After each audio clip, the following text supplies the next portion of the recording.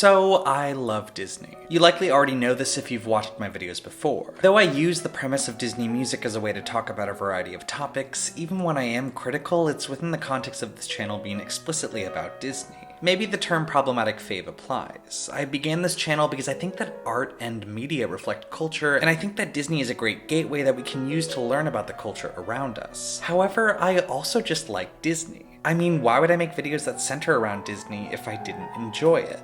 But there is a part of Disney that I've avoided talking about on this channel, specifically an era of Disney that I have trouble engaging with. As I'm sure you know, Disney is a corporation. Though they create movies, music, and theme parks that inspire and provide comfort for many people, ultimately the sustainability of Disney revolves around if they make enough profit on their investment and therefore can move on to the next thing.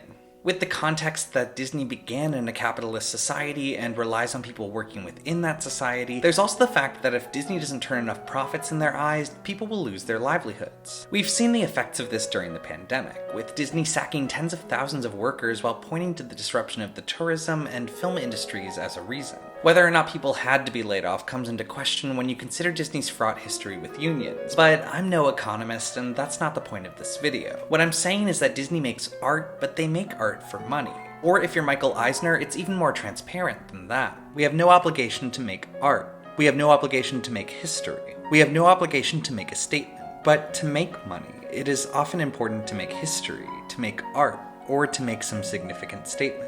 Eisner said this quote before he joined Disney, but many consider it to be representative of his work with the company. Whether or not the spirit of being driven by money was new with Eisner is debated. There seems to be a perception that at some point Disney became more about making money than making art, therefore leading to a decline in artistic quality. I don't really understand this perspective because I think it requires you to presume that making money and making art aren't compatible, and that there was a point when Disney definitively changed. Instead, I think Disney is a prime example of how art can be made in a way that is innovative, but also an embodiment of US American capitalism that relies on constant growth and maximizing profits, while minimizing costs. The importance of money over art and vice versa has fluctuated throughout the years, but that isn't something recent for a company like Disney. I also don't think that Disney makes all of their choices for artistic integrity. For example, limiting LGBTQ representation to minuscule parts of mainstream movies that can be easily edited out or ignored is a business decision. Staying close to a conservative, quote-unquote family-friendly image while providing benefits to LGBTQ employees internally is also a business decision geared towards not turning away paying customers. And this does affect the art that Disney makes. Many have this idealistic belief that the entertainment industry and studios like Walt Disney are gay-friendly. For the most part, they are, but that doesn't mean for them that business does not come first. To say that making art is incompatible with business would ignore companies like Disney that do make art but within this business lens. I also wouldn't say that all of the artists working for Disney aren't making art just because it's driven by business. I would rather the art industry not be that way, but it's an undeniable example of how art has manifested in US capitalism. The question of business influence on artistic decisions is something that gets brought up frequently when I talk about Disney with others. I love learning and talking about Disney, so I just view that as part of the bigger nuanced picture. And ultimately, I enjoy Disney art, music, and theme parks. But back to that Eisner quote, because it's during his era of Disney that the importance of business over art became more apparent than ever. Let's talk about my Disney sequel, Existential Crisis.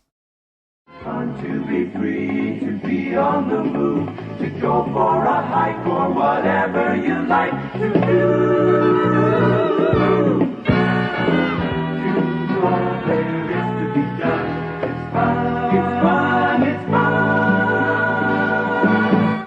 to be free, fun to be free. On July 28, 2000, the New York Times published an article by Peter M. Nichols that talked about the then growing trend of direct-to-video sequels in children's entertainment. Historically, direct-to-video has leaned toward the exploitational. Now it has become a highly lucrative assembly line of brand-name movies that are relatively cheaply produced and often bland as vanilla for the family audience. If you know about late 90s / early 2000s Disney, you know that they were basically the leader of that trend. Like that Michael Eisner quote said, their priority was to make money. Within that lens, making art was a byproduct that allowed them to get there. That's not a surprising sentiment for a company like Disney, but it does help us understand their actions at the time. They were still making big budget movies that made up their mainstream output, but they were also making tons of direct-to-video sequels that had low budgets and significant drops in quality compared to their other movies. When I say Disney sequels, I'm not referring to Frozen 2 or other modern sequels. I'm referring to the specific era for about 16 years when Disney cut budgets and avoided theatrical releases to maximize profits on sequels. This era began in 1994 with Aladdin 2: The Return of Jafar. After the success of the 1992 movie Aladdin, director Tad Stones pitched the sequel as a direct-to-VHS movie that would be made by the now-defunct Disney Toon Studios, otherwise known as the part of the company that made animated TV shows. The movie would do very well, prompting the studio to venture further into making sequels. I was told that Peter Schneider, who was in charge of feature animation, was at a meeting with Michael Eisner. Peter said you shouldn't do sequels, their quality hurts the Disney reputation, and Michael said I'm not sure we should be doing these either. The next part of the meeting was, it cost $3.5 million to make and made over $100 million. Well, what should the next one be? Keep in mind that the original Aladdin cost $28 million to make, almost 10 times the cost of the second one. So there was a lot of money to be made for a small investment. And as you might imagine, the lower budget for the movie and the less ambitious scope meant that it could also be made quicker. At one point, Ann Daly, the president of Buena Vista Home Video, was pretty transparent about why Disney made the second Aladdin, saying that they could bring it to the market much faster while the characters were still hot and kids were still interested. So with there seemingly being so many benefits to going fully in on sequels, Disney began churning them out. While there are many things to discuss regarding the Disney sequels, I'll just be focusing on the ones that are musicals, because ultimately this is a channel about Disney music. I'll also define the era that I'm talking about. For me, the main era of direct-to-video Disney sequels began in 1994 with Aladdin 2 and ended in 2008 with The Little Mermaid, Ariel's beginning. I'll be referring to this general era as just the Disney sequels. I also won't be going through every single aspect of every single movie. I refreshed my memory by rewatching the sequels over the past few months and by spending time with their music, but I'm only going to talk about the ones I have something to say about. You also have to keep in mind what home videos represented at the time. These movies weren't really made to impress the critics, and most of the time they didn't. For many parents, buying the latest Disney movie for their children was much easier than taking them to the movies, buying snacks, and sitting through something that wasn't made to entertain them. So that's an odd place to start. And that's also what makes talking about these movies feel sort of self-defeating. Unlike sequels like Frozen 2 that were given just as much time and attention as the mainstream feature-length films, this era of Disney sequels wasn't only given less resources, but that was intentional as a way of maximizing profits. In other words, these films weren't meant to be anything special. But there is something that we know now that wasn't really known when the sequels were released. Back then, a lot of the critiques were mainly just about the fact that they weren't as good as the mainstream Disney films. However, I'd say that entertainment, especially children's entertainment, is more complicated than that. If anything is true about art, it's that it's subjective.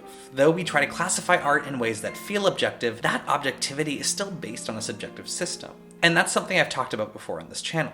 I'd say that the goal of LGBTQ representation is to give agency to queer people to tell their own stories. According to that definition, characters like Ferdinand, the Reluctant Dragon, and many Disney villains that were seemingly queer-coded for the wrong reasons aren't what you might define as good representation. However, for those who grew up with and felt seen by those characters, there is a type of queer representation within them, even if it's superimposed after the fact. This is complicated when you have something like children's entertainment. When you have someone growing up and discovering parts of themselves, it's easy for media consumed along the way to not only play an essential role in that self-discovery, but for it to also be forever associated with those moments. This is where I think my nostalgia for Disney films comes from, and that nostalgia often takes precedence over more justified critiques of media I grew up with. It doesn't matter to me that Disney villains weren't and aren't the type of queer representation I think we should be pushing for. In the moments when I was growing up and discovering myself, that was representation for me. Back when the Disney sequels came out, many of the critiques centered around how they compared to Disney films that had been canonically accepted as good movies. However, that was over 10 years ago, and many of the children who grew up with these films are now old enough to look back on them. At least I am. Based on the amount of comments I got when I asked people to share which ones were their favorites, it seems like y'all have a lot to say as well. So is it possible to give the Disney sequels a fair shake? I think that's a complicated question to answer, but I would say it's worth a shot. To talk about the Disney musical sequels, I'm going to break them down into a few categories, because I ultimately think it would be unfair to cover all of these films alongside each other. After all, it seems like many of them were trying to accomplish different things, so I thought it would be better to categorize them based on that. So let's look at the sequels that expand the universe. This is the category that I feel like a majority of the Disney sequels fall under. By creating a sequel, it's understandable that you would take elements from the original and elaborate on them, and these do just that. A lot of the time, though, they keep similar plot points and themes to their originals and feel like rehashes or just unnecessary additions. A prime example of this category for me is The Little Mermaid 2: Return to the Sea. This movie has a few things going for it, but ultimately it feels like a rehash of the first movie, only with different characters. Now that Ariel is a human being living on land, she must raise her daughter Melody. Instead of her father, King Triton, Ariel is now the overbearing parent and doesn't want her daughter going out into the sea. However, just like the original movie, Melody doesn't fit in and ventures out anyway, only to find trouble with the Sea Witch, who, and I'm not kidding here, is Ursula's crazy sister! Ursula's sister Morgana tries to take over, but is thwarted by the main characters, and I'm sure you can guess the rest. So, very similar stories, but just the inverse, wanting to go to the sea as opposed to the land. I did enjoy this movie growing up, but upon rewatching it found myself bored. I don't really find the character of Melody that interesting. In general, the movie is too similar to the original, and it just doesn't feel unique to me. However, as someone who is so attached to the Alan Menken-Howard Ashman collaboration that made the soundtrack for the original film so unique, it's nice to hear another songwriting duo's take on the Little Mermaid universe. And interestingly enough, the songwriting duo chosen for this movie is one that not many people bring up when talking about Disney music. Michael and Patricia Silvershire, otherwise known as Silvershire and Silvershire. They were behind some of the music for popular 90s Disney TV shows, such as The Gummy Bears, Tailspin, DuckTales, Chip 'n Dale Rescue Rangers, and the Little Mermaid TV series. So it's cool to hear their songwriting in a different context. And there are some good songs. I really like how the movie is framed nicely with Down to the Sea and the finale Here on the Land and Sea. It's rare that a Disney movie has a proper finale number, so that's always a nice change in pace. For a Moment is a beautiful song on its own, but that's the thing. It isn't on its own. This movie isn't on its own. When you have a movie like The Little Mermaid 2 that's a continuation of a pre-established universe, all things will be compared to the original. The original Little Mermaid feels magical because of how important the musical format is for the storyline. Songs are used throughout the movie to propel the plot and describe feelings that can't be said with just dialogue. If you remove something like Poor Unfortunate Souls, you would miss a significant part of the story. I don't think it's a coincidence that the most beloved parts of the original movie are the musical numbers. In contrast, the sequel is almost the same runtime as the original, but it has about half of the amount of songs. And though I think it's an entertaining song, I don't think Tip and Dash propels the story or reveals anything we didn't already know via the introduction of those characters. And when one of the 4 songs in the movie doesn't feel necessary, that's a significant portion of the music that feels wasted. Instead of having a musical number while tricking Melody, Morgana just talks. Most of the plot development doesn't need the music, making the movie feel lopsided when compared to the original. This lack of attention to detail feels out of character for Disney, and it also feels related to what I mentioned at the beginning of this video about budgets being slashed for these direct-to-video movies. And a lot of Disney sequels feel the same way for me. They feel like cheap knockoffs of the originals. That being said, it is great to hear many of the original voice actors in their original roles. The way I see The Little Mermaid 2 is similar to how I view the third movie, which is technically a prequel called Ariel's Beginning. Thankfully, the antagonist isn't a relative of Ursula, but the plot is essentially a rehash of the first movie's plot points, just contained within a prequel that doesn't really feel necessary. It's nice to have more backstory about Ariel's mother, but it's hard not to see this film and wonder why it exists. Musically, it's unique for a Disney film. I like some of the new songs that Janine Tesori wrote, and it's also interesting to have Calypso songs mixed in. I Remember is also a beautiful song that I would consider among some of the best from this era. Ultimately, this movie does have the benefit of more music, which does feel more tied to the storyline than the second one, which is nice. But the movie itself still feels like a rehash of the first one that's ultimately an undersea version of Footloose that's just less interesting.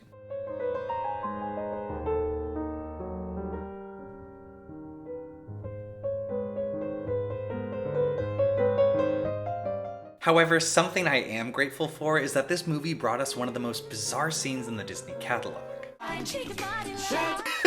Wait, what? I am in love with the editing for that scene. So while it has some heartfelt moments, the movie feels unnecessary, inconsistent, and ultimately a rehash of similar emotional themes and plot points of the original.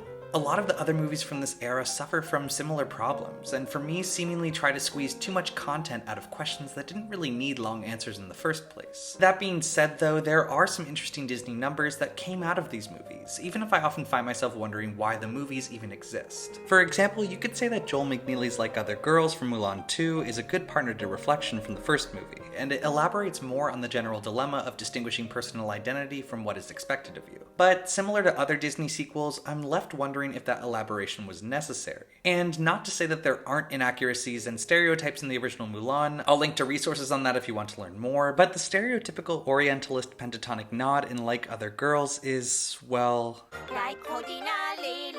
Yikes. And then there are the sequels that show different parts of the story. Like you might have figured from The Little Mermaid 3 being a prequel, some of the films that Disney fans associate with the sequels aren't technically sequels. There are even some movies that comment on the original story from another viewpoint or within the story. Take Beauty and the Beast, The Enchanted Christmas, for example. Though the movie technically begins after the first one ended, the majority of it is spent as a flashback to when Belle was at the Beast's castle after he saved her from the wolves. Unnecessary doesn't even begin to describe this film. This movie tries to make you think that it's there for a reason. After all, it's sandwiched in the original movie, so there must be something revealed that fills holes in the original story or explains something, right? No, not really. If anything, it leaves more questions unanswered. If this was the entire narrative arc of the Beast learning to love Belle and understanding how much she cares for him, then why would there be the need for a something there seen in the original movie? I feel like asking a question like that is even missing the point, since we know this movie has almost no relation to the original storyline other than the setting and the characters. It was created after the fact and probably for an extra cash bump, so maybe it's too much to hold it to the standard of the original.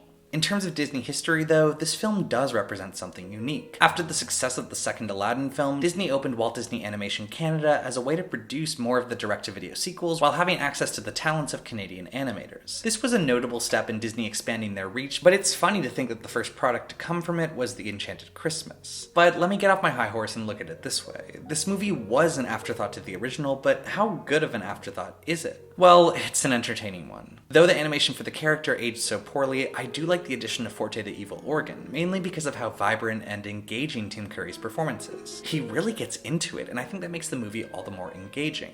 I don't find the story that interesting, but there are some good songs in the movie. In particular, I really like Stories. It seems like a boring premise, a song about what Belle will give the Beast for Christmas, but it's probably one of my favorite Disney songs from this era of sequels. Another standout for me is As Long as There's Christmas, which is sung as Belle and the household objects decorate the castle. Again, it seems that Rachel Portman just knows how to compose songs that are intuitive and fit well within the story. Don Black's lyrics go well with them, making the ensemble numbers really feel like ensemble numbers in the vein of the original movie. I just wish their talents were used in a film where they could shine, because The Enchanted Christmas is so forgettable. Bernadette Peters is even in this movie, and it's such a shame to not have a wonderful Disney number for her, but I also think I'm expecting the wrong things from the wrong movie. The other main contender in this category is The Lion King 1.5, which is sometimes referred to as The Lion King 3 Hakuna Matata depending on the region. Though it serves as an origin story for Timon and Pumbaa, it also goes through the events of the original Lion King. This is a fun movie that doesn't really pretend to be anything more than that, which is nice. Nathan Lane and Ernie Sabella are both hilarious as Timon and Pumbaa, so it's cool to hear them riff on the Lion King franchise and also offer commentary on the plot points of the original film. The screenwriter Tom Rogers also later confirmed that parts of the film were inspired by Mystery Science Theater 3000, so I like having a Disney twist on that format. The Lion King 1.5 also stays true to the franchise's Shakespearean roots. When it was released, many critics pointed out the similarities between The Lion King 1.5 and Rosencrantz and Guildenstern Are Dead, a movie in which side characters look at Hamlet from another perspective. Tom Rogers later confirmed that the movie did inspire The Lion King 1.5, which makes sense because Hamlet is also the play that the original Lion King was based off of. In terms of original songs, this is definitely one of the more sparse movies from this era, but it does have the benefit of not only referencing the first movie's music a lot, but it also features 2 original songs from composers for the first movie, so one by Le Bohème and one by Elton John and Tim Rice. Similar to the Little Mermaid prequel, this movie also features references to non-Disney music. In particular, I appreciate the inclusion of Sunrise Sunset from Fiddler on the Roof. But there's a reason why this video is called My Disney Sequel Existential Crisis, because as much as I can go into the history of why these movies were made and question why they exist in the first place, that's not the whole story as to why I've avoided talking about this for so long. In fact, there are some that I actually do think stand up to the rest of the Disney catalog. So let's look at the sequels that change things up. For starters, I think The Lion King 2 is a great movie. It does what many other Disney sequels tried to do but fell short of actually achieving. Specifically, it expands the universe of the original movie, adding new characters, songs, and stories without feeling redundant or unnecessary. Sure, I guess the first Lion King wasn't needing a sequel, but given that the first was based off of Hamlet, it's cool to see an exploration of Romeo and Juliet that's done within the same universe. The 2 main characters are Kiara, Simba and Nala's daughter, and Kovu, a lion from the banished Proscar Pride. As the basis of Romeo and Juliet might suggest, Kiara and Kovu fall in love, bringing up the main conflict of the film. Is it possible for the 2 prides to reconcile? For me, the main selling point of this movie is that it's an addition to the Lion King franchise that feels like a fully fledged musical in a similar vein to the original. As you might imagine, that's an incredible anomaly for the Disney sequels, especially when put up against the ones already mentioned in this video. So I really love the music in this movie. The opening number, He Lives in You, is a nice nod to the Broadway version of The Lion King. I can see some saying that the way it's used feels like a rehash of The Circle of Life, and I don't think it's necessarily wrong, but it does feel like more of a reference than a rehash for me. It's a different song, expressing a different sentiment, and it helps connect the first movie to the second one elegantly without having to explain much. I think songs like Upendi remind you that you are watching a Disney sequel, but as far as sequels are concerned, I think this is my personal favorite. We Are One is great, One of Us is emotional, and Love Will Find a Way is a banger. The film's soundtrack was also constructed by a team of songwriters, making it unique when compared to other Disney films that mainly had duos writing the songs. The way that the numbers are formatted is definitely reminiscent of the original film. One example is the intro song I mentioned, and another is Love Will Find a Way being sung by disembodied voices in a similar manner to Can You Feel the Love Tonight. However, not only are the new songs good songs, but these references don't take up a majority of the musical numbers in the movie. The Lion King 2 doesn't forget that it's a sequel, but it's also its own distinct thing. A reason why I love the sequel the most could also be that I watched it the most as a child. That being said, I also watched The Little Mermaid 2 a lot growing up, and that hasn't aged as well in my eyes. I'm not gonna deny that there might be some nostalgia at play, but I feel like I would like the film even if I hadn't seen it as a child. The overall tone of the movie, the story, and the music make it more than stand out among sequels of the era. The other Disney sequel that I unabashedly love might be a bit controversial, but I want to talk about it. Cinderella 3: A Twist in Time. After stealing the fairy godmother's wand, Cinderella's stepmother and stepsisters go back in time and magically alter the size of the glass slipper so it fits Anastasia instead of Cinderella. If this seems like a completely unnecessary and ridiculous story, that's because it is. Out of all of the Disney sequels, perhaps this is the one that is the most out of nowhere. However, it's what they managed to do with this convoluted storyline that makes it so wonderful. The story also makes it easier to enjoy in a way. Because it's so different than anything else in any of the Disney sequels, it stands out and feels really unique. Like other Disney sequels, there aren't many original songs, but in this case, the ones that are there really make a difference. This film has great numbers, funny jokes, and a heart that ties it together. Sure, it doesn't have the antiquated, magical Disney touch that the original had, but as far as sequels go, it's really well done. It's also one of the sequels that I didn't grow up with. When I was a teen, I saw it just because my friends and I had heard of the story and thought it was so ridiculous that we had to, but I didn't revisit it or anything until the last year or so. So nothing notable on first watch, but now I really enjoy this movie.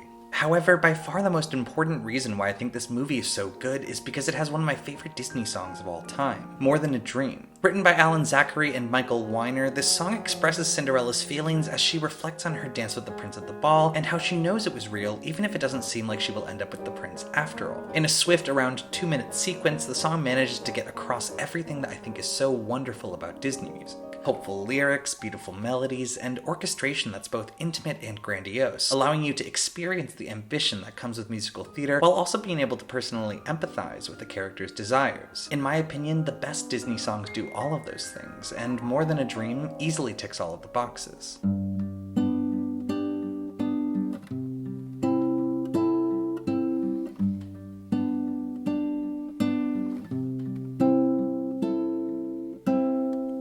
I've always dreamed that my life could be like a fairy tale, a perfect fantasy.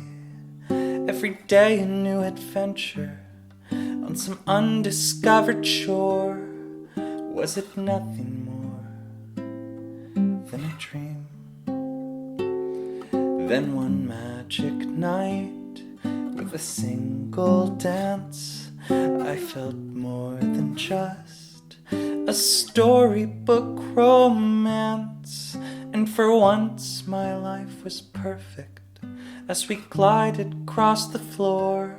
And it was so much more than a dream.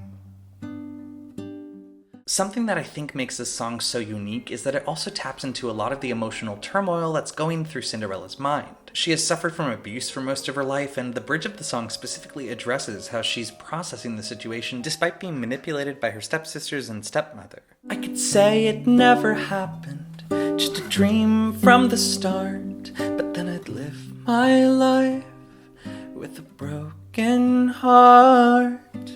Cinderella is dealing with some tragic, hard things, but at the end of the day, this is an I Want song about how she believes in herself. I'm not always one for sudden key changes at the end of songs, but this one does it in a way that feels necessary. 'Cause in a prince's arms I found a love I can't deny. If there's any chance to set things right, I've simply got to try.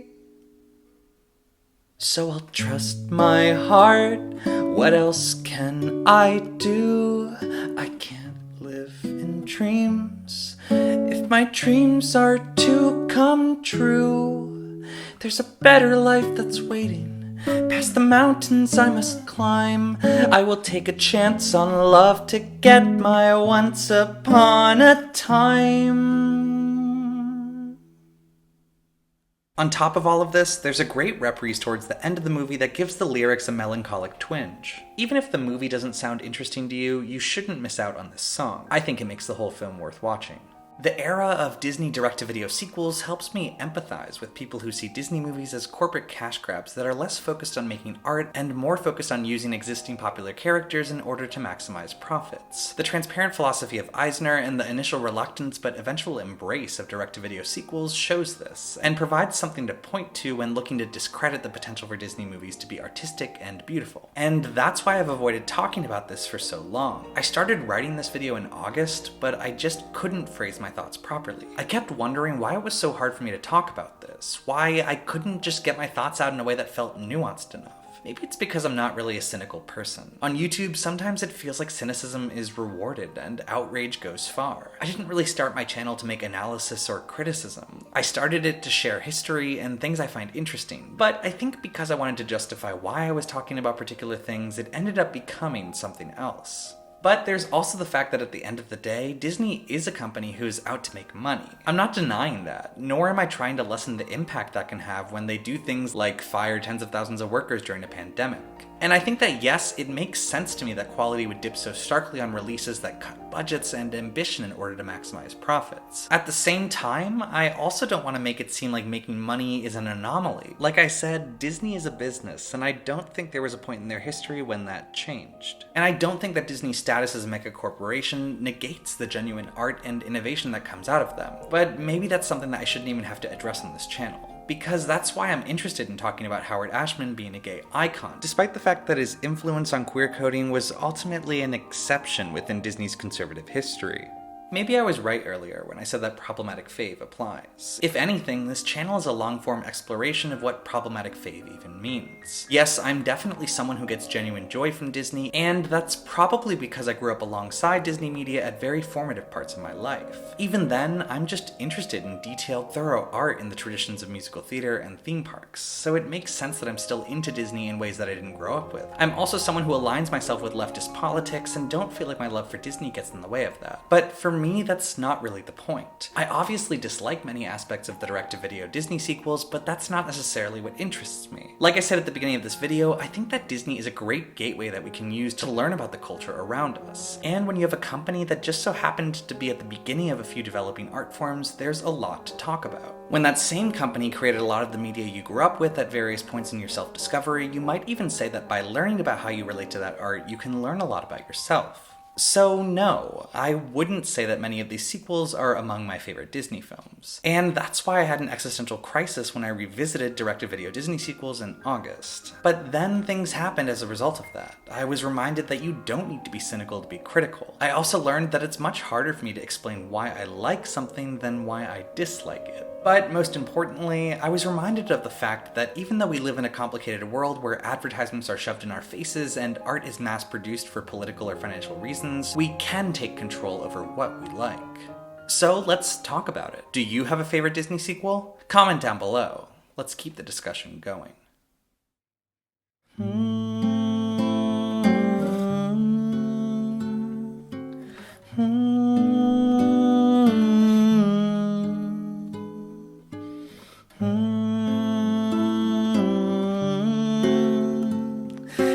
In a prince's arms I found a love I can't deny. If there's any chance to set things right, I've simply got to try.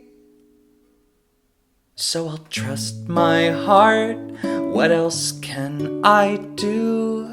I can't live in dreams if my dreams are to come true. There's a better life that's waiting past the mountains I must climb. I will take a chance on love to get my once upon a time.